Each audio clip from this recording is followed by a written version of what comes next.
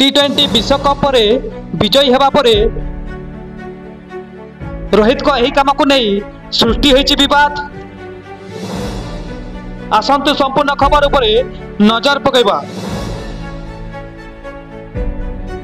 रोहित शर्मा को नेतृत्व में भारतीय क्रिकेट दल टी20 विश्वकप 2024 फाइनाल मैच रे दक्षिण आफ्रिका दल को 7 रन परास्त कर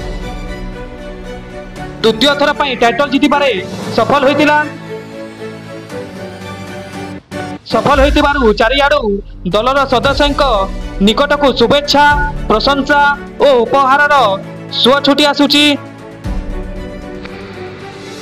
भारत क्रिकेट टीम भी यही विजय पर खूब उत्साहित अछंती। जेतेबेले भारतीय दल दक्षिण आफ्रिका दल को 7 रन परास्त करी द्वितीय थर पर टाइटल जीतिला।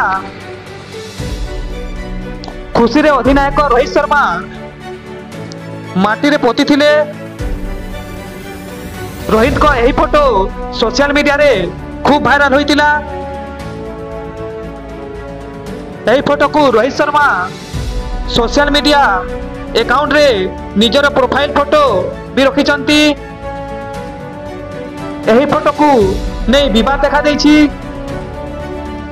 किछि लोक सोशल मीडिया रे यही फोटो को देखी प्रतिक्रिया दे कहिचंती भारतर जातीय पताकार अपमान होइछि। कारण जेतेबेले रोहित पताका रे लागिथिबा बाड़ी को माटी रे पोती थिले सेतेबेले पताका तले लागुथिला।